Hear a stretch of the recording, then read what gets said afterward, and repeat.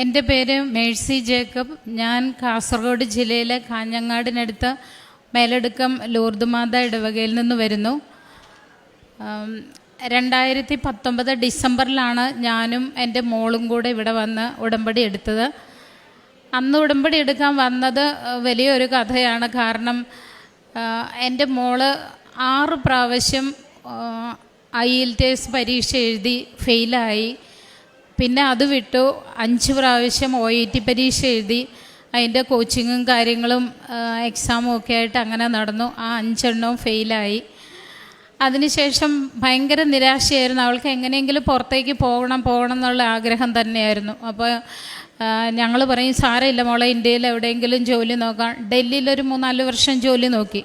അപ്പോൾ അവൾ പറഞ്ഞു, അതല്ല, എൻ്റെ ജീവിതത്തിൽ ഏറ്റവും വലിയ ആഗ്രഹമാണ് എനിക്ക് ഏതെങ്കിലും വെസ്റ്റേൺ കൺട്രീസിലേക്ക് പോകണമെന്ന്. അങ്ങനെ പറഞ്ഞിട്ടാണ് ഈ IELTSും OET എല്ലാം എഴുതിക്കൊണ്ടിരുന്നത്. അപ്പോൾ ഇതൊന്നും നടക്കാതെ വന്നു കഴിഞ്ഞ് ഭയങ്കര നിരാശപ്പെട്ട് വീട്ടിലിരിക്കുമ്പം ഇവളെപ്പോഴും ബൈബിൾ വായിക്കുകയും പ്രാർത്ഥനകൾ, ബൈബിൾ വചനങ്ങൾ എഴുതുകയും ഒക്കെ ചെയ്തുകൊണ്ടിരുന്നു. അപ്പോൾ ഒരുപാട് പൈസയൊക്കെ ചിലവായതുകൊണ്ട് ഞങ്ങൾ പറഞ്ഞു, ഇനി ഈ ആവശ്യം പറഞ്ഞ് ഞങ്ങളുടെ അടുത്ത് വരണ്ട, ഒരു കോഴ്സ് പാസ്സായി, സർട്ടിഫിക്കറ്റ് ഉണ്ട്, എവിടെയെങ്കിലും ജോലി ചെയ്യാൻ നോക്കുന്നൊക്കെ പറഞ്ഞിങ്ങനെ നിരുത്സാഹപ്പെടുത്തി. അപ്പോഴും പുള്ളിക്കാരിക്കൊരു പ്രതീക്ഷയായി. ഒരു ദിവസം ഞാനൊരു CBSE സ്കൂളിൽ ജോലി ചെയ്യുന്ന അധ്യാപികയാണ്. ഞാൻ സ്കൂൾ വിട്ട് വരുമ്പോൾ മോള് അവൾക്കൊരു കൃപാസനം പത്രം കൊടുത്തു. അപ്പം തലേദിവസം പള്ളിയിൽ പോയപ്പോൾ ഒരു സിസ്റ്റർക്ക് കൊടുത്തതാണ്. സിസ്റ്റർക്ക് കൊടുത്തത്. സിസ്റ്റർക്ക് മലയാളം വായിക്കാൻ അറിയത്തില്ല. സിസ്റ്റർ മാംഗ്ലൂരിയനാണ്. അപ്പോൾ ഈ കൊച്ചിന് പത്രം കൊടുത്തു. അവളത് വീട്ടിൽ കൊണ്ടുവന്ന് ഞാൻ പോയതിന് ശേഷം വായിച്ചപ്പം അതിൽ ഒരു സാക്ഷ്യം, ഒരു പെൺകുട്ടി 31 പ്രാവശ്യം IELTS പരീക്ഷ എഴുതിയിട്ട് ഫെയിലായി. അപ്പോൾ ഇവളെന്നോട് ഭയങ്കര അതിശയത്തിൽ പറഞ്ഞു, മമ്മി 31 പ്രാവശ്യം IELTS എത്ര ലക്ഷം രൂപ അവർ മുടക്കി കാണും, അത്രയൊന്നും എനിക്കായില്ലല്ലോ. എൻ്റെ ജീവിതത്തിൽ അവസാനത്തെ ഒരു കച്ചിത്തുരുമ്പ്, ഇതെങ്കിലും സമ്മതിക്കണം, ഒന്ന് പോയിട്ട് നമുക്കൊരു ഉടമ്പടി എടുക്കാമെന്ന് പറഞ്ഞാൽ അവൻ ഈ ഒരു കാര്യത്തെക്കുറിച്ച് ഒരു ഉടമ്പടിയും വേണ്ട, ഒന്നും വേണ്ട, ഉള്ള പ്രാർത്ഥന, ഞങ്ങളുടെ തൊട്ടടുത്ത പള്ളി, അത് മാതാവിൻ്റെ പള്ളി, അവിടെ പോയി പ്രാർത്ഥിച്ചാൽ മതി, ഇനി ഈ പരിപാടിയും കൊണ്ട് എൻ്റെ അടുത്ത് വരണ്ട, ഞാൻ ഡാഡിയോട് പറയുകയില്ല എന്ന് പറഞ്ഞു. അപ്പോൾ പറഞ്ഞ് അനുവാദം വാങ്ങിച്ച് തരണം എന്നൊക്കെ പറഞ്ഞു. ഇങ്ങനെയൊക്കെ പറഞ്ഞ് ഇവളുടെ കരച്ചിലും സങ്കടവും കണ്ടപ്പം മറ്റൊന്നും നോക്കിയില്ല. പിറ്റേ ദിവസം രാവിലത്തെ ട്രെയിനിന് ഞങ്ങൾ കാഞ്ഞങ്ങാട് നിന്ന് വന്നു. ഇവിടെ വന്നു, ചേർത്തല വന്നു, ട്രെയിൻ ഇറങ്ങി, അവിടെ നിന്ന് ഒരു ഓട്ടോ പിടിച്ച് ഇവിടെ വന്നപ്പോഴത്തേനും ഇവിടുത്തെ കാര്യങ്ങളെല്ലാം കഴിഞ്ഞ് ഞങ്ങൾക്ക് അറിയില്ലായിരുന്നു എങ്ങനെ ഉടമ്പടി എടുക്കുന്നതെന്നൊന്നും അറിയത്തില്ലാണ്ടാണ് വന്നത്. അപ്പോൾ ഇവിടെ ഒരു ബ്രദർ ഉണ്ടായിരുന്നു. ഞങ്ങൾ ബ്രദറിൻ്റെ അടുത്ത് പറഞ്ഞു, മത്സരിച്ച് ഞങ്ങൾ കരഞ്ഞു. കാരണം ഇത്രയും ദൂരത്തുനിന്ന് വന്നതല്ലേ, കാര്യം നടക്കണ്ടേ. അപ്പോൾ ബ്രദർ പറഞ്ഞു, ഞാൻ അച്ഛനെ കണ്ടൊരു പെർമിഷൻ ചോദിക്കട്ടെ, വെയിറ്റ് ചെയ്യാൻ പറഞ്ഞു. അങ്ങനെ പോയിട്ട് മാതാവിൻ്റെ വലിയൊരു അനുഗ്രഹം എന്ന് പറയാം, അദ്ദേഹം ഞങ്ങൾക്ക് മാത്രമായിട്ട് ഈ കൗൺസിലിംഗ് ക്ലാസ് അതുപോലെ തന്നു, ഞങ്ങൾക്ക് ഉടമ്പടി തന്നു. അപ്പോഴും ഒരു പ്രശ്നം വന്നു, ഞങ്ങൾ അമ്മയും മോളും അല്ലേ. അപ്പം ഞങ്ങൾ പറഞ്ഞു, ഇല്ല, മോള് കല്യാണം കഴിഞ്ഞാണ്, അവൾ വേറെ കുടുംബമായിട്ട്, എന്നാലേ എനിക്ക് വന്ന് പുതുക്കാനൊക്കെ പറ്റുള്ളൂ. അങ്ങനെ എന്തായാലും 2 പേരും ഉടമ്പടി എടുത്തു. ഉടമ്പടി എടുത്തതിന് ശേഷം പോയിട്ട് 3 മാസത്തെ DHA കോഴ്സ് കംപ്ലീറ്റ് ചെയ്തു. അല്ല, ഉടമ്പടി എടുക്കുന്നതിന് മുമ്പ് DHA പഠിക്കാൻ പോയി. അതിന് ശേഷം വന്ന് ആദ്യത്തെ എക്സാം എഴുതി ഫെയിലായി. അതിന് ശേഷമാണ് ഉടമ്പടിക്ക് വരുന്നത്. അപ്പോൾ ഉടമ്പടി എടുത്തിട്ട് പോയപ്പോൾ എന്നോട് പറഞ്ഞു, അപ്പോൾ എല്ലാ സ്ഥലത്തും എക്സാമിന് കൂട്ടുപോകുന്ന ഞാനാണ്. അപ്പോൾ എന്നോട് പറഞ്ഞു, ഇത് ഇപ്രാവശ്യം ഒരു ചലഞ്ചായിട്ടിരിക്കട്ടെ, മമ്മി എൻ്റെ കൂടെ വരണ്ട, ഞാൻ ഒറ്റയ്ക്ക് പോയി എഴുതിക്കൊള്ളാം. അപ്പോൾ ഒരിക്കലും ഇല്ലാത്തതാണ് ബാംഗ്ലൂർ ആ പ്രാവശ്യം എക്സാമിന് സെൻറ്റർ കിട്ടിയത്. അപ്പോൾ ഇവൾ ഒറ്റയ്ക്ക് പോകുന്നതിൽ ഒരുപാട് വിഷമമുണ്ട്. കാരണം ഇത് ഫെയിലായ എന്ത് ചെയ്യുന്നൊരു ആശങ്ക എനിക്കും ഉണ്ടായിരുന്നു. അപ്പോൾ അങ്ങനെ പോയിട്ട് ഈ ഉടമ്പടിക്ക് ആശീർവാദവും ഉപ്പും ഒക്കെ ആയിട്ടാണ് പോയത്. അപ്പോൾ അവൾ പറഞ്ഞു, ഞാൻ എൻ്റെ നെഞ്ചോട് ചേർന്ന് അമ്മ ഇരുന്നോട്ടെ എന്ന് വിചാരിച്ചിട്ട് ഞാൻ എൻ്റെ ഇന്നറിൻ്റെ ഉള്ളിൽ ഉടമ്പടിക്ക് ആശീർവാദം വെച്ചിട്ട് എക്സാമിന് കയറി. ക്വസ്റ്റ്യൻ വായിച്ച് നോക്കിയപ്പോൾ എൻ്റെ കണ്ണ് നിറഞ്ഞു, എൻ്റെ തല കറങ്ങി. കാരണം എനിക്ക് ഇന്ന് വരെ കിട്ടിയിട്ടില്ലാത്ത, നേഴ്സിങ്ങിൽ ഏതാണ്ട് ഫാർമസിക്കാർക്ക് കിട്ടുന്ന പോലെ കാൽക്കുലേഷനും കെമിസ്ട്രിയൊക്കെ പെട്ട ക്വസ്റ്റ്യൻ എനിക്ക് വായിച്ചു നോക്കാൻ പോലും പറ്റിയില്ല. ഞാൻ ഒരു കൈ കൊണ്ട് എൻ്റെ നെഞ്ചിൽ കാശുരൂപത്തിൽ തൊട്ട് പിടിച്ചുകൊണ്ട് ബാക്കി ആൻസറുകൾ മുഴുവൻ എനിക്കറിയാവുന്നതെല്ലാം ക്ലിക്ക് ചെയ്ത് വിട്ടു. ഞാൻ എഴുതുന്നതെല്ലാം അമ്മയെ ശരിയായിരിക്കണമെന്നൊരു പ്രാർത്ഥന മാത്രമേ ഉണ്ടായിരുന്നുള്ളൂ എന്ന്. അങ്ങനെ മോള് പിറ്റേ ദിവസം എക്സാം കഴിഞ്ഞ് പിറ്റേ ദിവസം വന്നു. ഞാൻ സ്കൂളിൽ പോയി. അപ്പം എൻ്റെ മൊബൈലിലേക്ക് കുറേ മിസ് കോൾ വന്നു. ഞാൻ ഇൻ്റർവെൽ ടൈമിൽ വന്ന് മൊബൈൽ നോക്കുമ്പോൾ 6 മിസ് കോള്.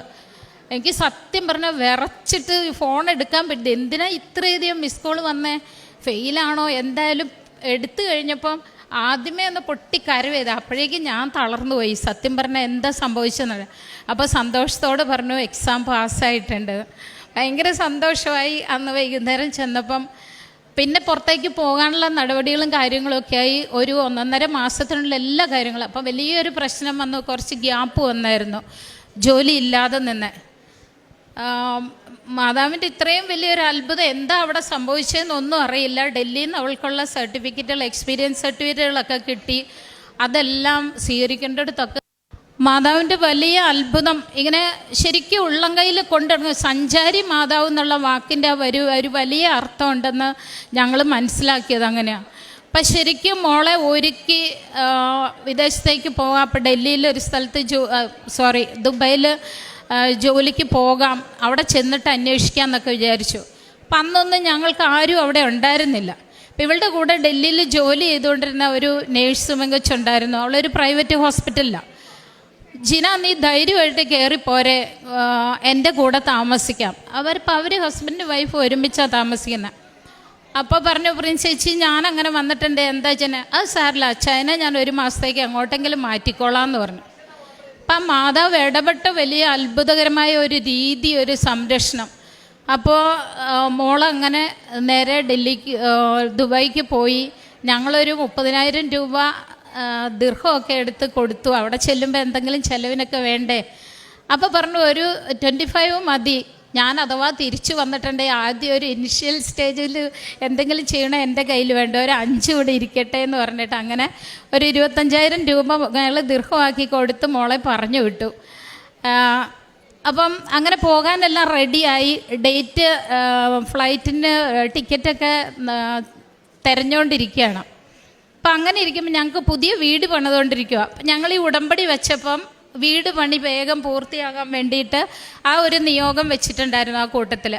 അപ്പോൾ മോള് പോകുമല്ലേ, വീടൊക്കെ ഒന്ന് കൊണ്ടേ കാണിക്കാം. അങ്ങനെ പെട്ടെന്ന് പോകാൻ പറ്റുമെന്ന് വിചാരിച്ചല്ലോ, പെട്ടെന്ന് സമയ ചുരുക്കത്തിൻ്റെ അമ്മയുടെ ഇടപെടലുകൊണ്ട് മാത്രം പെട്ടെന്നായതാണ്. അതുകൊണ്ട് മോളെ എന്നാൽ വീട് കാണിച്ചു കൊടുക്കാമെന്ന് വിചാരിച്ചിട്ട് ഞങ്ങൾ മോളെ വീട് കാണിക്കാൻ കൊണ്ടുപോയപ്പോൾ അവൾക്ക് ഭയങ്കര ഇഷ്ടമായി. അപ്പോൾ അന്ന് വരെ ഞങ്ങൾ താമസിച്ചിരുന്ന വീടുകളെക്കാളൊക്കെ നല്ല വീട്.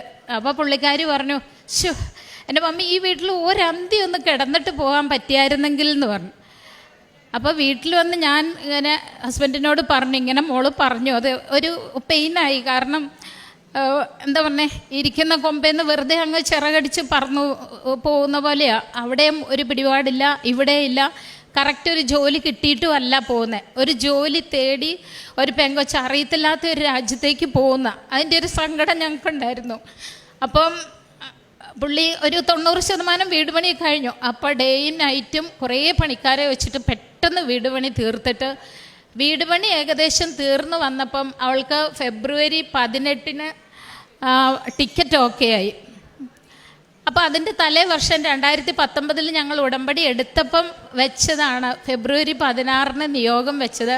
2020 ഫെബ്രുവരി 16 ഞങ്ങളുടെ വികാരിയച്ഛൻ എടവപ്പള്ളിയിലെ വലിയ പെരുന്നാളിൻ്റെ ദിവസം അതിരാവിലെ വന്ന് ഞങ്ങളുടെ വീട് വെഞ്ചരിച്ച് തന്നു.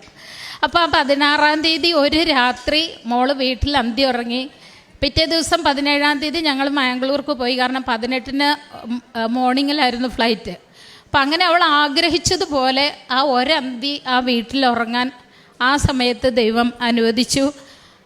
അത് ഭയങ്കര ഒരു സംഭവം. കാരണം ആ ഒരു സമയ ചുരുക്കത്തിൽ ആ കറക്റ്റ് ഡേറ്റിൽ അതങ്ങനെ തന്നെ സംഭവിച്ചു. തലേ വർഷത്തെ 16 ഡേറ്റ് ഇട്ട് പ്രാർത്ഥിച്ചു. പിറ്റേ 16 വീട്ടിൽ കൂടി ഒരന്തി അവിടെ ഉറങ്ങാനും പറ്റി. അങ്ങനെ മോള് വിദേശത്തേക്ക് പോയി. അവിടെ എത്തി 1 മാസത്തിനുള്ളിലൊക്കെയുള്ള ചെലവിനും കാര്യങ്ങൾക്കൊക്കെ ഉണ്ട്. 1 മാസമാണ് ഈ ഫ്രണ്ട് താമസിപ്പിക്കാമെന്ന് പറഞ്ഞത്. അവിടെ ചെന്നു, ലോക്ക്ഡൗൺ ആയി. പിന്നീട് വിളിക്കുമ്പം ഭയങ്കര സങ്കടമായി. അപ്പോൾ പറഞ്ഞു, മമ്മി ജനൽ തുറന്ന് പുറത്തേക്ക് നോക്കിയാൽ വാഹനങ്ങൾ ഇങ്ങനെ സൈറൺ ഇട്ട് റോഡൊക്കെ സാനിറ്റൈസ് ചെയ്ത് പോകുന്നത് മാത്രമേ കാണാനുള്ളൂ. എന്ന് തിരിച്ചു എങ്ങനെ വരും എന്നുള്ള ഒരു പ്രതീക്ഷയും വേണ്ട എന്ന് പറഞ്ഞതിന് ശേഷം 4 ദിവസം മോള് ഫോൺ വിളിച്ചില്ല. അപ്പം ഭയങ്കര സങ്കടമായി. ഇപ്പോൾ ഞാൻ എൻ്റെ ഫ്രണ്ട്സൊക്കെ 1-2 പേരൊക്കെ ഉണ്ട്, അവരെയൊക്കെ വിളിച്ച് അന്വേഷിച്ചപ്പോൾ പറഞ്ഞൊക്കെ കുഴപ്പമൊന്നുമില്ല, ജോലി കിട്ടാത്തതിൻ്റെ ഒരു വിഷമമുണ്ടെന്ന്. അപ്പം പിന്നെ ഞാൻ മോളെ വിളിച്ചിട്ട് പറഞ്ഞു, മോള് പേടിക്കണ്ട, നിന്നെ കൊണ്ടുപോയത് കൃപാസന മാതാവാണെങ്കിൽ നിനക്കൊരു ജോലി അമ്മ അവിടെ കരുതി വെച്ചിട്ടുണ്ടാവും. അപ്പോൾ വിഷമിക്കൊന്നും വേണ്ട, പ്രാർത്ഥിക്കണം. അങ്ങനെ എല്ലാ ദിവസവും പ്രാർത്ഥിച്ചുകൊണ്ടിരുന്നു. ഒരു ദിവസം അവിടെ ഒരു പ്രൈവറ്റ് ഹോസ്പിറ്റലിൽ ഇവിടെ കൂട്ടുകാരെല്ലാവരും കൂടി ഒരുക്കി ഇവളെ ഇൻ്റർവ്യൂവിന് വിട്ടു. നമ്മുടെ കേരളത്തിലെ പോലെ ഒന്നുമല്ല, കുറച്ച് സ്റ്റാൻഡേർഡായിട്ട് പോകണം ജീന എന്നൊക്കെ പറഞ്ഞ് വലിയ ഒരുക്കി പെറുക്കിയൊക്കെ വിട്ടു. അവിടെ പോയി ഇൻ്റർവ്യൂ ബോർഡിൻ്റെ മുമ്പിലിരുന്ന് ഇൻ്റർവ്യൂ ചെയ്തൊരു പകുതിയായപ്പം ഇവൾ ആരോട് ചോദിക്കാതെ ഇവളുടെ ഫയലും വാരി പെറുക്കി എടുത്തുകൊണ്ട് ഓടി. അപ്പം എന്നോട് പറഞ്ഞു, മമ്മി 2 അടി മുന്നോട്ട് വയ്ക്കുമ്പോൾ 4 അടി പുറകോട്ട് വലിക്കുന്ന പോലത്തെ ഒരു ഫീലായിരുന്നു. പേടിയാണോ, വിഷമാണോ, സങ്കടമാണോ, കിട്ടൂല എന്നുള്ള നിരാശയായിരുന്നോ, എന്താ അപ്പോഴത്തെ ഒരു വികാരം എന്ന് എനിക്കറിയത്തില്ല. ഞാൻ ഈ ഫയലും എടുത്തിട്ട് ഓടിയെന്ന് പറഞ്ഞു. അങ്ങനെ തിരിച്ച് റൂമിൽ വന്നു. ഈ അഭയം കൊടുത്ത ആളോട് ഈ വിവരം ഒന്നും പറഞ്ഞില്ല, കാരണം അവരെ ഇറക്കി വിടൂലേ. അപ്പം അങ്ങനെ വീണ്ടും പറഞ്ഞപ്പോൾ ഞാൻ പറഞ്ഞു, മോള് പ്രതീക്ഷയോടെ പ്രാർത്ഥിക്കുക, ദൈവം ഇടപെടും, മാതാവ് ഇടപെടും, സഞ്ചാരി മാതാവല്ലേ, ഞാൻ പറഞ്ഞ് എപ്പോഴും പ്രാർത്ഥിക്കുന്നുണ്ട്, മോളുടെ അടുത്ത് വരും. അങ്ങനെയൊക്കെ പറഞ്ഞിട്ടൊരു 3 ദിവസം കഴിഞ്ഞപ്പം ഏപ്രിൽ മാസത്തിൽ 3-ാം തീയതിയോ മറ്റോ അവൾ പറഞ്ഞു, ഇവിടെ ഗവൺമെൻറ് ഹോസ്പിറ്റലിൽ ഒരുപാട് കോവിഡ് പേഷ്യൻസ് ഉണ്ട്, അപ്പോൾ നേഴ്സുമാർ കൂടുതൽ വേണം, ഇവിടെ നേഴ്സുമാരെ എടുക്കുന്നുണ്ട് എന്ന് പറഞ്ഞു. അങ്ങനെ കൊച്ചു CV ഒക്കെ അയച്ചു കൊടുത്തു. ഒരു 5 ദിവസം കഴിഞ്ഞപ്പോഴത്തേക്കും ഇവർക്ക് അപ്പോയിൻമെൻറ്റ് കിട്ടി. അപ്പോൾ അവർ പറഞ്ഞു ഒരു 3 മാസത്തേക്ക് നിൽക്കുമെന്ന് പറഞ്ഞിട്ട് ഒരു 3 മാസത്തെ ടെമ്പററി കൊടുത്തു. അതിനുശേഷം അത് 6 മാസത്തേക്ക് എക്സ്റ്റെൻഡ് ചെയ്തു. വീണ്ടും 1 വർഷത്തേക്ക് ചെയ്തു. ആ 1 വർഷമായപ്പോഴേക്കും അവരെ പെർമനൻ്റ് ആക്കി. അത് കഴിഞ്ഞ് 1 വർഷം കൂടി കഴിഞ്ഞപ്പോഴത്തേനും അവളവിടുത്തെ വൺ ഓഫ് ദ ബെസ്റ്റ് സ്റ്റാഫായിട്ട് അവൾക്ക് വലിയ അഭിനന്ദനങ്ങളും സമ്മാനങ്ങളും ഒക്കെ കിട്ടി. അതിനുശേഷം ഏറ്റവും വലിയ ഹോസ്പിറ്റലായി. ആ ഹോസ്പിറ്റൽ തന്നെ ഉയർത്തപ്പെട്ടു. ഈ അടുത്ത ദിവസം UAE നമ്പർ 1 ഹോസ്പിറ്റലായിട്ട് അവൾ ജോലി ചെയ്യുന്ന ഹോസ്പിറ്റൽ വീണ്ടും അംഗീകാരം നേടി. അപ്പം അതൊക്കെ വലിയ സന്തോഷത്തിൻ്റെ, പരിശുദ്ധ അമ്മയുടെ ശക്തമായിട്ടുള്ള ഇടപെടലിൻ്റെ ഒരു കാര്യമായിരുന്നു. അതുപോലെ മോളുടെ പഠിത്തം, ജോലി, ഞങ്ങളുടെ വീട്, അതുപോലെ ഒന്നായിരുന്നു ഞങ്ങൾക്ക് കുടിവെള്ളം. ഞങ്ങൾ എവിടെ താമസിച്ചാലും പല സ്ഥലത്തും കിണർ കുഴിക്കും, വെള്ളം വേനൽക്കാലമാകാൻ പറ്റും. അങ്ങനെ ഭയങ്കര കുടിവെള്ള പ്രശ്നം ഉണ്ടായിരുന്നു. അപ്പം ഞങ്ങൾ പുതിയ വീട് പണിതെടുത്ത ബോർവെല്ലാണ്. അപ്പോൾ പല സ്ഥലത്തും ബോർവെല്ലിൽ ചെളിവെള്ളമൊക്കെ ഉണ്ടെന്ന് പറയുന്നതുകൊണ്ട് ഞാൻ അന്ന് വന്നപ്പോൾ നിയോഗം വെച്ചു, ഞങ്ങൾ ശുദ്ധമായ ഒരിക്കലും വറ്റാത്ത കുടിവെള്ളം തന്ന് അനുഗ്രഹിക്കണേ അമ്മയെന്ന്. അങ്ങനെ ആ അറ്റത്ത് ഞങ്ങളുടെ കിണറും ഈ അറ്റത്ത് വേറൊരാളുടെ കിണറും ഉണ്ട്, ഞങ്ങളുടെ 2 പറമ്പിൻ്റെ അതിരയിൽ. പക്ഷേ ഞങ്ങളുടെ കിണറിൽ നല്ല ശുദ്ധജലമാണ്. ഈ ഒരു 50 മീറ്റർ അകലെയുള്ള കിണറിൽ ചെളിവെള്ളം, ആ വീട്ടുകാർ നമ്മുടെ വെള്ളമാണ് കുടിക്കുന്നത്. അപ്പം ഞങ്ങൾ ഒരാഴ്ചയൊക്കെ കലത്തിൽ ജാറിലൊക്കെ പിടിച്ചു വയ്ക്കും, വെള്ളം എന്തെങ്കിലും മോശമുണ്ടെന്നറിയാൻ. ഒന്നുമില്ല, പ്യൂരിഫൈ ചെയ്യേണ്ട ആവശ്യം പോലും ഇല്ല. അങ്ങനെ നല്ല കുടിവെള്ളം കിട്ടി, ദൈവം അനുഗ്രഹിച്ചു. അത് മാതാവ് തന്നെ, ഞങ്ങൾ നിയോഗം വെച്ചതെല്ലാം തന്നെ മാതാവ് സാധിച്ചു തന്നു. പിന്നെ വലിയൊരു സംഭവം എന്ന് വെച്ചാൽ, ഞാൻ അടുത്ത കാലത്ത് കഴിഞ്ഞ ഓഗസ്റ്റിലൊരു സ്കൂട്ടി വാങ്ങി. അപ്പോൾ ഒരെണ്ണം വാങ്ങിയൊന്നും പഠിക്കാൻ പറ്റുന്നില്ല. അപ്പോൾ മറിച്ചാലും വീഴ്ചാലും എനിക്ക് പഠിക്കാൻ പറ്റുന്ന ഒരു സെക്കൻഡ് ഹാൻഡ് മതിയെന്ന് വിചാരിച്ചിട്ട് ഞാനൊരു സ്കൂട്ടി വാങ്ങി. അപ്പോൾ എന്തോ അമ്മയ്ക്കത് എൻ്റെ സമയം ശരിയല്ലാത്തത് കൊണ്ടായിരിക്കാം, എപ്പോൾ വണ്ടി ഓടിച്ചാലും ഒരു 2 കിലോമീറ്റർ ഓടിയാൽ ഏത് നടു റോഡിലും വണ്ടി അവിടെ ചത്ത് കിടക്കും. അപ്പോൾ പിന്നെ ഇതിനെ ഒന്നെങ്കിൽ ഗ്യാരേജിൽ നിന്ന് ടെക്നീഷ്യനെ വിളിച്ചിട്ട് അവിടെ നിന്ന് നന്നാക്കിപ്പിക്കും, അല്ലെങ്കിൽ ഇതിനെ കെട്ടിവലിച്ച് കൊണ്ടുപോകും. ഇങ്ങനെ ഒരു 6-7 പ്രാവശ്യം, കഴിഞ്ഞ ഓഗസ്റ്റ് തൊട്ട് ഈ ഓഗസ്റ്റ് വരെ ഒരു 7 പ്രാവശ്യമെങ്കിലും ഇതിനെ നന്നാക്കിച്ചിട്ടും ഇത് ഒരിക്കലും ഓടിക്കാൻ പറ്റുന്നില്ല. അങ്ങനെയായി മടുത്തു, വണ്ടി ഷെഡിൽ വെച്ചു. അപ്പം മോൻ മംഗലാപുരത്ത് പഠിക്കുന്നുണ്ട്. അവൻ കഴിഞ്ഞ ദിവസം വന്നപ്പോൾ ഞാൻ പറഞ്ഞു, മോൻ ഈ വണ്ടി ട്രെയിനിനെ പാക്ക് ചെയ്ത് കൊണ്ടുപോയിക്കോ. അപ്പോൾ അവിടെ കൊണ്ടുപോയിട്ട് അവൻ്റെ കോളേജിൽ നിന്ന് ഹോസ്റ്റലിലേക്ക് കുറച്ച് ദൂരമുള്ളൂ, അപ്പോൾ 2 കിലോമീറ്ററൊക്കെ നിനക്ക് ഓടിക്കാം, ഇത് വെറുതെ കളയണ്ടെന്ന് പറഞ്ഞു. അങ്ങനെ കാഞ്ഞങ്ങാട് റെയിൽവേ സ്റ്റേഷനിലെ വണ്ടി പാക്ക് ചെയ്ത് അയക്കാൻ വേണ്ടിയിട്ട് കൊണ്ടു ചെല്ലുമ്പം അവിടെ അവൻ ഞായറാഴ്ച തിങ്കളാഴ്ച രാവിലെ ക്ലാസ് ഉണ്ട്, ഞായറാഴ്ച ദിവസം അവിടെ ഇതൊന്നും അയക്കില്ല. അപ്പോൾ പിന്നെ എന്ത് ചെയ്യുന്നത്? അപ്പം മോൻ പറഞ്ഞു, അമ്മ ഒരു കാര്യം ചെയ്ത് ഡാഡിയോട് പറയണ്ട, ഞാൻ ഈ വണ്ടി എടുത്ത് പൊക്കോളാൻ, ഈ 2 കിലോമീറ്റർ ഓടിക്കുമ്പോൾ ചത്തു പോകുന്ന വണ്ടി ഇങ്ങോട്ട് നീ എങ്ങനെ പോകും മോനെന്ന്. അതൊന്നും മമ്മി അറിയണ്ട. അപ്പം ഞങ്ങൾ എന്ത് ചെയ്തു, ഈ അവൻ്റെ കയ്യിലുണ്ട് ഉടമ്പടി കാശുരവും വെച്ച് പ്രാർത്ഥിച്ചു. ഈ ഉടമ്പടി തൈലം തൊട്ട് കുരിശ് വരച്ചു. ഞാൻ പറഞ്ഞു, എവിടെ വെച്ച് നിൽക്കുന്നോ അവിടെ എവിടെയെങ്കിലും ഉപേക്ഷിച്ചിട്ട് മോൻ പൊയ്ക്കോന്ന് പറഞ്ഞു, അല്ലാതെ വേറെ വഴിയൊന്നും ഇല്ലയെന്ന് പറഞ്ഞു. അപ്പം ഇവൻ പറഞ്ഞ പോലെ തന്നെ ഒരു 3 കിലോമീറ്റർ എത്തിയപ്പം വണ്ടി പയ്യെ അതിൻ്റെ തനി സ്വഭാവം കാണിക്കാൻ തുടങ്ങി. അപ്പോൾ അവൻ പറഞ്ഞു, എന്തോ ഒരു വല്ലാത്തൊരു ശക്തി എന്നെ വല്ലാതെ മോട്ടിവേറ്റ് ചെയ്തു. എനിക്ക് എന്താ ചെയ്യേണ്ടതെന്ന് അറിയത്തില്ല. അവിടെ അടുത്ത ഒരു പെട്രോൾ പമ്പ് ഉണ്ട്, അവിടുത്തെ ആൾക്കാരോടൊന്ന് നോക്കാൻ പറഞ്ഞു. നോക്കിച്ചു. അവിടുത്തെ ഒരു ടെക്നീഷ്യനൊന്ന് നോക്കി വണ്ടി എടുത്തു. പിന്നെ എനിക്കറിയത്തില്ല, കുതിര പായുന്ന പോലെ ഈ വണ്ടി പോയി 2.5 മണിക്കൂർ, ബൈക്കിനാണെങ്കിൽ 2.5 മണിക്കൂർ എടുക്കും അവസാനം.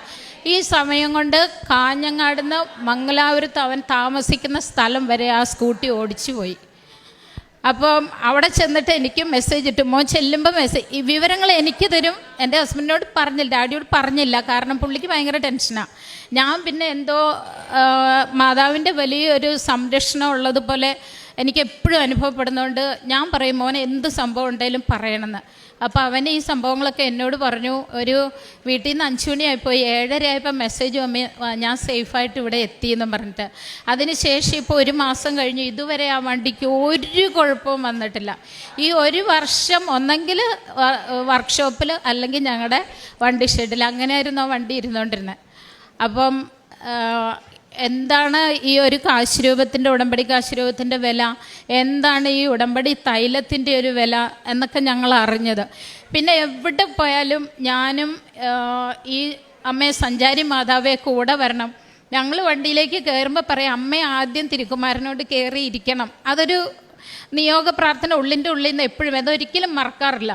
ഞാൻ എപ്പോഴും ഉടമ്പടി കാശുരൂപം കൊണ്ട് നടക്കും. എവിടെ പോയാലും എനിക്ക് മുമ്പേ അമ്മ ചെന്ന് എനിക്ക് വേണ്ടത് ചെയ്തു തരണം ഇങ്ങനെ പറഞ്ഞ് പ്രാർത്ഥിക്കും. അപ്പം കഴിഞ്ഞ മാസം ഒരു 3 ആഴ്ച മുമ്പ് ഞങ്ങൾ ഇരിട്ടിയിൽ ഞങ്ങളുടെ ഒരു ബന്ധു മരിച്ചതിൻ്റെ 41 പോയിട്ട് രാവിലെ പോയി തിരിച്ചു വന്നപ്പോൾ ഹസ്ബൻഡ് കുറച്ച് ഡയബറ്റിക് ഒക്കെ, അപ്പം കുറച്ച് ബുദ്ധിമുട്ടുണ്ട് വണ്ടിയൊക്കെ ഓടിക്കുക, ക്ഷീണമൊക്കെ. ഒരു പയ്യന്നൂരിന് ഒരു 5 കിലോമീറ്റർ അപ്പുറം വെച്ചിട്ട് ഞങ്ങൾ തണുത്ത വെള്ളവും ജ്യൂസൊക്കെ കുടിച്ചിട്ട് മെല്ലെ വണ്ടി എടുത്ത് വന്നു.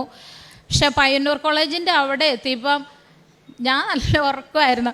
മാലപ്പടക്കം പൊട്ടുന്ന പോലെ പട്ടപ്പട ഒച്ച കേട്ടു. എന്താണെന്നൊന്നും മനസ്സിലായില്ല. ഞങ്ങൾ നടു റോഡിൽ ഇങ്ങനെ മുഖത്തോട് മുഖം നോക്കിയിരുന്നു.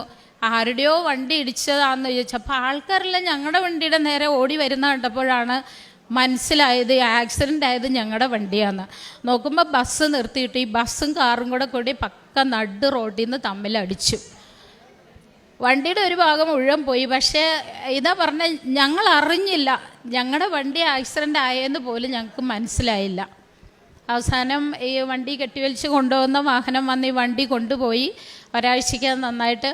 അപ്പോൾ ഞാൻ പറയുന്നത്, ഈ സഞ്ചാരി മാതാവ് എപ്പോഴും എല്ലാവരും, എൻ്റെ ദൈവമക്കളെ എല്ലാവരും പ്രാർത്ഥിക്കണം അമ്മയോട് കൂടെ വരാൻ. എവിടെ പോയെന്നാലും ഏത് പാതാളത്തിലും ഏത് അപകടത്തിൽ നിന്നും അമ്മ നമ്മളെ സംരക്ഷിക്കും.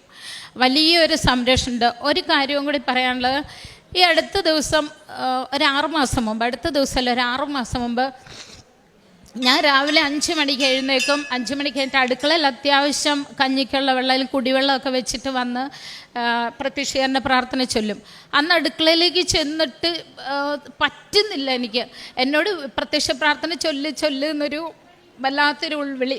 ഞാൻ സ്റ്റൗവൊക്കെ ഓഫ് ചെയ്തു, വേഗം വന്ന് തിരി കത്തിച്ചു, പ്രത്യക്ഷ പ്രാർത്ഥന ചൊല്ലിക്ക് അറിയാതെ ഉള്ളിൻ്റെ ഉള്ളിൽ നിന്ന് ഇങ്ങോട്ട് വന്നു, അമ്മ ചെല്ലണം, മംഗലാപുരം വരെ പോകാൻ എനിക്കിപ്പോൾ പറ്റില്ല, എന്താ സംഭവിച്ചതെന്ന് എനിക്കറിയത്തില്ല, അമ്മ എൻ്റെ മകൻ്റെ അടുത്തേക്ക് ചെല്ലണം, എന്താ വേണ്ടതെന്ന് വെച്ചാൽ ചെയ്തു കൊടുക്കണം. എൻ്റെ ആത്മാവിൻ്റെ ഉള്ളിൽ നിന്ന് ഇങ്ങനെ ഒരു പ്രാർത്ഥന വന്നു. എന്താണെന്നൊന്നും എനിക്ക് മനസ്സിലായില്ല. അപ്പോൾ ഒരു 1 മണി 1:30 ആയപ്പം എനിക്കൊരു മെസ്സേജ് വന്നു, മമ്മി ഒരു വലിയ മരിയൻ മിറക്കിൾ ഇന്ന് സംഭവിച്ചു, രാത്രി വിളിക്കുമ്പോൾ പറയാമെന്ന് പറഞ്ഞു. അറിയാനുള്ള എൻ്റെ ആകാംക്ഷ കൊണ്ട് ഞാൻ അങ്ങോട്ട് മെസ്സേജ് അയച്ചെങ്കിലും അവനൊന്നും തിരിച്ച് മറുപടി ഇട്ടില്ല. രാത്രിയിൽ വിളിച്ചപ്പോൾ പറഞ്ഞു 5 മണിക്ക് അലാറം വെച്ച് ഞാൻ എഴുന്നേറ്റു മമ്മി, പക്ഷേ അലാറം അറിയാതെ ഓഫായിപ്പോയി. 1/2 മണിക്കൂർ കഴിഞ്ഞ് എഴുന്നേക്കം വെച്ച് ഓഫായിപ്പോയി, ഉറങ്ങിപ്പോയി. എങ്ങനെയോ പെട്ടെന്ന് എൻ്റെ മുഖത്തിൻ്റെ തന്നെ ആരോ വന്ന് അടിച്ച് 2 പ്രാവശ്യം അടിച്ചിട്ട് ഞാൻ അറിഞ്ഞില്ല. പിന്നെ കൂട്ടുകാരായിരിക്കും, വല്ലാത്ത ദേഷ്യം വന്ന് ഞാൻ ചാടി എഴുന്നേറ്റ് ആരെയും കണ്ടില്ല. വേഗം ക്ലോക്കിൽ നോക്കുമ്പോൾ 5 മിനിറ്റ് ഉണ്ട്. അപ്പോൾ പല്ല് തേച്ചോ കുളിച്ചോ എന്താ ചെയ്തതെന്ന് എനിക്ക് തന്നെ ഓർമ്മയില്ല. ഞാനിത് വാരിക്കെട്ടി പോയ കൂട്ടത്തിൽ കൃപാസനം ഉപ്പും എൻ്റെ കാശുരൂപം എടുത്തിട്ട് ഞാൻ പോയി. കൂട്ടുകാരൊക്കെ നിലത്ത് ബെഡിട്ടിട്ട് കിടന്നുറങ്ങാൻ ഒക്കേത്തിൻ്റെ വിളിക്കാൻ നേരം ഓരോ ചവിട്ടും കൊടുത്തിട്ട് ഞാൻ പറഞ്ഞു, എടാ വേഗം എഴുന്നേക്കെന്ന് പറഞ്ഞു. എന്തായാലും അവരൊരു 5 മിനിറ്റ് തെറ്റിയാൽ പിന്നെ എക്സാം ഹോളിൽ കയറ്റൂല. അപ്പോൾ ആ കറക്റ്റ് സമയത്തിന് ചെന്ന് വീഴുക ചെയ്തതെന്ന് പറയും. അത്രയും സ്പീഡിൽ ഇവർ വണ്ടി എടുത്ത് പോയി എക്സാമിന് കയറി. അപ്പം ഞാൻ വിചാരിച്ചു അമ്മ നമുക്ക് പ്രചോദനം തന്നത്. അന്നൊരു പക്ഷേ ഞാൻ അടുക്കളയിൽ പണി തീർത്തിട്ട് പ്രാർത്ഥിക്കാൻ ഇരുന്നായിരുന്നെങ്കിൽ ആ ഒരു അനുഭവം ഉണ്ടാവില്ല, മകനാ എക്സാം മിസ്സായേനെ. അപ്പം സഞ്ചാരി മാതാവിനോട് എങ്ങോട്ട് നമ്മൾ ചെല്ലാൻ പറഞ്ഞാലും എങ്ങോട്ട് നമ്മുടെ കൂടെ വരാൻ പറഞ്ഞാലും അമ്മ തീർച്ചയായും നമ്മുടെ ഒപ്പം വരും. അപ്പം ഉടമ്പടിയുടെ ആ ഒരു വലിയ ശക്തി ഞാനും എൻ്റെ കുടുംബവും എൻ്റെ മക്കൾ എൻ്റെ ഭർത്താവും ഞങ്ങളെല്ലാവരും അനുഭവിച്ചറിഞ്ഞവരാണ്. നിങ്ങൾക്കും എല്ലാവർക്കും ദൈവം അങ്ങനെ നല്ല നല്ല അനുഭവം തരട്ടെ. അതുപോലെ എൻ്റെ പ്രേക്ഷിത പ്രവർത്തനം എന്ന് പറഞ്ഞാൽ ഞാൻ ഇവിടുന്ന് കൊണ്ടുപോകുന്ന പത്രം ഈ പോകുമ്പോൾ ആരെങ്കിലും എനിക്ക് തന്നാൽ, അല്ലെങ്കിൽ പള്ളിയിലൊക്കെ ചെല്ലുമ്പോൾ ചിലർ കെട്ടോടെ അവിടെ കൊണ്ട് വെച്ചേക്കും. അതൊക്കെ ഞാൻ എവിടെയെങ്കിലും വീടുകളിലും കൂട്ടുകാർക്ക് കൊടുത്തിട്ട് ഞാൻ പറയും, നിങ്ങളിതിൽ ഒരെണ്ണമെങ്കിലും വായിച്ചു നോക്കണം, ഒരു സാക്ഷിയെങ്കിലും വായിക്കാതെ നിങ്ങളിത് വെറുതെ കളയരുത്. അപ്പം അവരൊക്കെ വായിക്കും. പിന്നെ അവരെന്നോട് ചോദിക്കാൻ തുടങ്ങി, പത്രം വായിച്ച അനുഭവം വന്ന ഒരു പത്രം ചോദിക്കാൻ തുടങ്ങി. അതുപോലെ മോനിവിടെ ഒരു പ്രാവശ്യം ഉടമ്പടി എടുക്കാൻ വന്നു. എന്നാൽ നീ ക്ലാസ് കേട്ടോ, അവനെ മുകളിൽ പോയിട്ട് ആദ്യമായിട്ട് ഉടമ്പടി എടുക്കുന്ന ഒരു ക്ലാസ് കേട്ടു. കുറേ കേട്ട് കഴിഞ്ഞപ്പോൾ പുള്ളിക്ക് തോന്നി ഇതൊന്നും കൊണ്ടേലിക്കാൻ പറ്റില്ല എന്ന്. ഇറങ്ങി വരാൻ നോക്കും, പ്രേക്ഷിതരവിടെ ലോക്ക് ചെയ്തേക്കുക. അവൻ അതിൽ നിന്ന് എടുത്ത് ചാടി. അപ്പം ഞാൻ പറഞ്ഞു, മോനെ ഇതെല്ലാം അച്ഛൻ CCTV വഴി കണ്ടിട്ടുണ്ടാവും, മിക്കവാറും ഇതിൽ നിന്ന് പുറത്തു പോകാൻ പറ്റില്ല എന്ന് പറഞ്ഞു. എനിക്ക് വിശക്കുന്നുണ്ട്, ഞാൻ എന്തെങ്കിലും പോയി കഴിച്ചിട്ട് വരട്ടെ, ബാക്കി മമ്മി ചെയ്തോ എന്ന് പറഞ്ഞു. ആ മോൻ 1 മാസം കഴിഞ്ഞപ്പോൾ ഇവിടെ വന്ന് ഉടമ്പടി എടുത്തിട്ട് പോയി. കാരണം മാതാവ് അവനെ അത്രമാത്രം ആകർഷിച്ചിട്ടുണ്ടാവും. അവനും നല്ലൊരു വിശ്വാസിയാണ്. മക്കളുടെ ഞങ്ങളുടെ കുടുംബം എല്ലാവരും അതെ. ഞങ്ങളൊരിക്കലും കുടുംബ പ്രാർത്ഥനയോ ബൈബിൾ വായനയോ മുടക്കിയിട്ടില്ല. പള്ളിപ്പോക്കും കാര്യങ്ങളും അങ്ങനെ തന്നെ.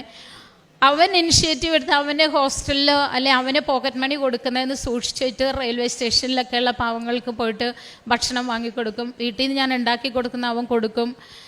ഡ്രസ്സുകളൊക്കെ ആയിരുന്നാലും ഞാൻ അവിടെ ഒരു സ്നേഹാലയമുണ്ട്. മെൻ്റലി റിട്ടയർഡായ കുറേ മനുഷ്യർ, 10-200 ആണുങ്ങൾ താമസിക്കുന്ന അവിടെ പോകും. അവർക്ക് അലക്കാനോ അയൺ ചെയ്ത് കൊടുക്കാനോ അടിച്ചു വരാനോ ഒക്കെ ഉണ്ടെങ്കിൽ എൻ്റെ ജോലിയും കഴിഞ്ഞ് വീട്ടിലെ പണിയും കഴിഞ്ഞിട്ട് കിട്ടുന്ന നേരത്ത് പോകും. അത്രയൊക്കെയുള്ള പ്രേക്ഷിത വേലകളൊക്കെ ചെയ്യാൻ സമയമുള്ളൂ. പിന്നെ ഏറ്റവും കാര്യമായിട്ട് എൻ്റെ മനസ്സിന് തൃപ്തി തരുന്നത്, ആരൊക്കെ എന്നോട് പ്രാർത്ഥിക്കണം എന്ന് പറഞ്ഞോ അവരെ എല്ലാം മനസ്സിലോർത്ത് അവരുടെ പേര് പറഞ്ഞ് ആവശ്യം പറഞ്ഞ് പ്രാർത്ഥിക്കാറുണ്ട്. അതിനും ദൈവം വലിയൊരു അനുഭവം തന്നു. എൻ്റെ കൂടെ എൻ്റെ മോൾക്കൊരു കുഞ്ഞുണ്ടായിട്ട് കിട്ടിയില്ല. 7 ദിവസം മുമ്പേ ഹോസ്പിറ്റലിൽ അഡ്മിറ്റ് ആക്കിയതായിരുന്നു. പക്ഷേ എന്നിട്ടും പ്ലസൻ്റ സപ്പോർട്ട് കൊടുക്കാത്ത ഒരു 8 മിനിറ്റിൻ്റെ ലാഗിൽ ആ കുഞ്ഞിനെ നഷ്ടപ്പെട്ടു. ആ ഒരു വേദന ഞങ്ങൾക്ക് എല്ലാവർക്കും ഉണ്ട്. അതുകൊണ്ട് പ്രത്യേകിച്ചും കുഞ്ഞുങ്ങളില്ലാത്ത ദമ്പതികൾക്ക് വേണ്ടിയിട്ട് ഞങ്ങൾ പ്രത്യേകം പ്രാർത്ഥിക്കും. ഇങ്ങനെ 3 ടീച്ചേഴ്സ് ഉണ്ട് എൻ്റെ സ്കൂളിൽ വർക്ക് ചെയ്യുന്നത്. അവർക്കും എൻ്റെ മോൾക്കും വേണ്ടി ഞാൻ പ്രാർത്ഥിക്കും. ഇപ്പോൾ ഈ കൃപാസനം പത്രം അവർ 3 പേരും അക്രൈസ്തവരാണ്. അവർക്ക് ഞാൻ കൊടുക്കും. അവർക്ക് ഒരു പെൺകുട്ടി നല്ല വിശ്വാസമുണ്ട്. കാരണം അവളുടെ ചേച്ചിയുടെ കല്യാണം കഴിഞ്ഞിട്ട് 8 വർഷമായി മക്കളില്ല, അവളുടെ കല്യാണം കഴിഞ്ഞിട്ട് 6 വർഷമായി മക്കളില്ല. അപ്പം ഞാൻ പറയും, ടീച്ചറെ ഈ പേപ്പർ വായിക്കണം, കളയരുത്, ഇതിലെ സാക്ഷ്യങ്ങളെല്ലാം വായിക്കണം. അപ്പം അവർ ഹസ്ബൻഡിൻ്റെ അടുത്തേക്ക്, അവരും ദുബായില്ല, പോകുമ്പോൾ നീ കൊണ്ടുപോയിക്കോ, അവിടെ പോയിട്ട് എനിക്കിതേ തന്നു വിടാനുള്ളൂ. എന്തായാലും കഴിഞ്ഞ മാസം പറഞ്ഞു, ഒരു 4 മാസം ആകട്ടെ, കുഞ്ഞിനെ അനക്കമൊക്കെ വെച്ചിട്ട് ടീച്ചറിനെ അറിയിക്കാമെന്ന് ചോദിച്ചിട്ടാ. 4 മാസം ഗർഭിണിയാണ്, അടുത്ത മാസം നാട്ടിലേക്ക് വരുന്നുണ്ട്. ഭയങ്കര സന്തോഷമാണ്. അപ്പം ഈ കൂടിയിരിക്കുന്ന എല്ലാ മക്കളെയും പരിശുദ്ധ അമ്മ കൃപാസനം മാതാവ് ഒരുപാട് അനുഗ്രഹിക്കട്ടെ എന്ന് പ്രാർത്ഥിച്ചുകൊണ്ട് നിർത്തുന്നു. നന്ദി. ഉടമ്പടി എടുക്കുന്ന എല്ലാ മക്കളും കൃപാസന പത്രം നൽകുന്നത് പ്രാർത്ഥിച്ചുകൊണ്ടാണ്. ഈശോയെ അറിയിക്കുകയാണ്. അറിഞ്ഞ സദ്വാർത്ത മറ്റുള്ളവരെ കൂടി അറിയിക്കുകയാണ് എല്ലാവരും ചെയ്യുന്നത്. മർക്കോസ് 16:15 നിങ്ങൾ ലോകമെങ്ങും പോയി എല്ലാ സൃഷ്ടികളോടും സുവിശേഷം പ്രസംഗിക്കുവിൻ. ക്രിസ്തുവിനെ പകർന്നു കൊടുക്കുകയാണ് ചെയ്യുന്നത്. ഈ ഒരു മാസക്കാലം കർത്താവ് ഇവിടെ ചെയ്ത കാര്യങ്ങളാണ് കൃപാസന പത്രത്തിൽ സാക്ഷ്യങ്ങളായിട്ട് എല്ലാവരെയും അറിയിക്കുന്നത്. അങ്ങനെയാണ് ഈ കുടുംബവും കൃപാസനത്തെക്കുറിച്ച് അറിയുന്നത്. 31 പ്രാവശ്യം പരീക്ഷ എഴുതിയിട്ടും ജയിക്കാത്ത കുട്ടി 32ാമത്തെ പ്രാവശ്യം ഉടമ്പടി എടുത്തു കഴിഞ്ഞപ്പോൾ ജയിച്ചു എന്നുള്ളൊരു സാക്ഷ്യം കേട്ടാണ് ഈ കുടുംബം ഇവിടെ വരുന്നത്. പുള്ളി ചേച്ചിയുടെ മകൾ 11 പ്രാവശ്യം IELTS OETയുമായിട്ട് 6-5 പ്രാവശ്യം എഴുതിയ 11 പ്രാവശ്യം എഴുതിയിട്ടും ജയിക്കാതിരുന്നപ്പോൾ ആ ഒരു സാക്ഷ്യമാണ് പ്രചോദനം കൊടുത്തത്. അങ്ങനെ വന്ന് പിന്നീട് പരീക്ഷ എഴുതുമ്പോൾ, ഉടമ്പടി എടുത്തതിന് ശേഷം പരീക്ഷ എഴുതുമ്പോൾ WH എന്ന എക്സാം പാസ്സാവുകയും പിന്നീട് ആ മകൾക്ക് വർക്ക് ചെയ്യുന്ന ഹോസ്പിറ്റൽ ഏറ്റവും ബെസ്റ്റായിട്ടുള്ളൊരു നേഴ്സായി മാറുവാനായിട്ടൊക്കെ സാധിക്കുന്നു. പിന്നീടുള്ള അനുഭവങ്ങളെല്ലാം ചേച്ചി വിവരിക്കുന്നുണ്ട്. നമ്മൾ ഉടമ്പടിയിലേക്ക് വരുമ്പോൾ അതിവേഗമാണ് ദൈവത്തിൻ്റെ സാന്നിധ്യം, ദൈവത്തിൻ്റെ ശക്തിയൊക്കെ ജീവിതത്തിൽ അനുഭവിക്കുവാൻ സാധിക്കുന്നത്. സങ്കീർത്തനം 34:8 കർത്താവ് എത്ര നല്ലവനെന്ന് രുചിച്ചറിയുവിൻ, അവിടുത്തെ ആശ്രയിക്കുന്നവൻ ഭാഗ്യവാൻ. നമുക്കും കൂടുതൽ ദൈവത്തിൽ ആശ്രയിക്കാം. പരിശുദ്ധ അമ്മയുടെ മാധ്യസ്ഥം തേടാം. അമ്മയിലൂടെ ദൈവം നൽകിയ എല്ലാ അനുഗ്രഹങ്ങൾക്കും കൈയടിച്ച ദൈവത്തെ മഹത്വപ്പെടുത്താം. യേശുവേ നന്ദി, യേശുവേ സ്തോത്രം, യേശുവേ ആരാധന. അത്യപൂർവ ദൈവാനുഭവങ്ങൾ ഇനി നിങ്ങൾക്കും സ്വന്തം. ഈ യൂട്യൂബ് ചാനൽ ഇതുവരെ സബ്സ്ക്രൈബ് ചെയ്തിട്ടില്ലെങ്കിൽ ഇപ്പോൾ തന്നെ സബ്സ്ക്രൈബ് ചെയ്യുക. ഈ വീഡിയോ ഇപ്പോൾ തന്നെ നിങ്ങളുടെ സുഹൃത്തുക്കൾക്ക് ഷെയർ ചെയ്തുകൊണ്ട് കർത്താവിൻ്റെ പ്രേക്ഷിതരാകുക.